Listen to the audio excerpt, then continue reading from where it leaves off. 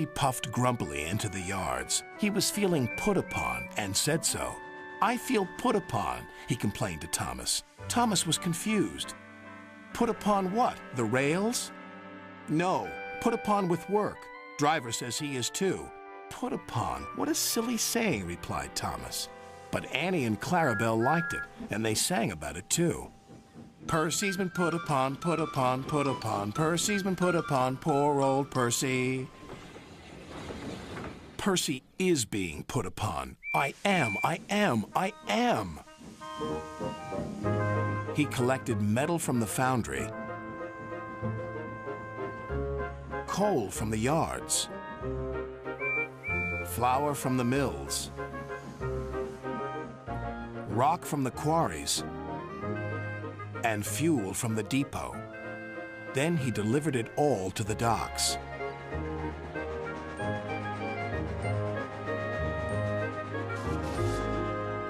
Next, he collected some empty freight cars. "Who's this dirty little engine?" cried the freight cars. "We want Thomas or Duck." Percy ignored them. Put upon, that's what I am. That night, all the engines laughed at him. "We can see what's been put upon you," said Thomas. "Silence," said Sir Topham Hatt. "Percy, you've done a good day's work. Now get a good night's rest." "Yes, sir. Thank you, sir." Next morning, he took some freight cars to the coal yards. Then he had to push empty freight cars to the mine shaft. When he arrived, there was trouble. The foreman spoke to his driver.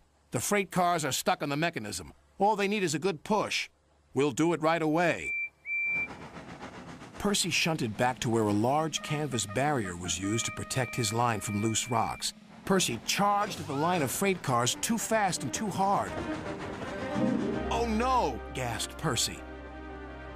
The freight cars broke free, but ran out of control to the mines below. On, faster, faster!" the silly freight cars yelled. Then there was trouble again.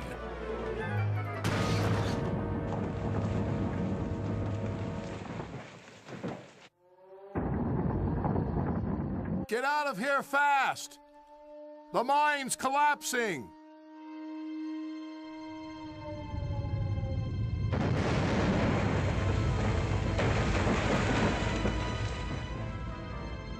"We'll just have to make a run for it, Percy," called his driver.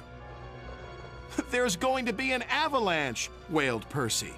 And he was right. Worse still, the track he was on began to crumble. "Oh, help!" wailed Percy. Then he remembered something he had seen earlier. "There's a canvas barrier by the track. That might save us." They were just in time.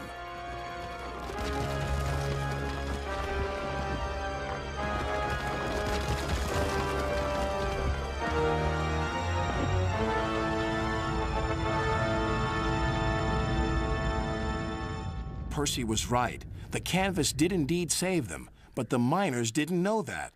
"The avalanche has buried an engine and its crew," shouted the foreman. "We must help them." When Percy had been rescued, Sir Topham Hatt spoke to his driver and fireman, then to Percy. "Driver told me how brave you were, Percy. As a reward, you will be repainted at the works." "Oh, thank you, sir." When he returned, Percy's coat glistened in the sun.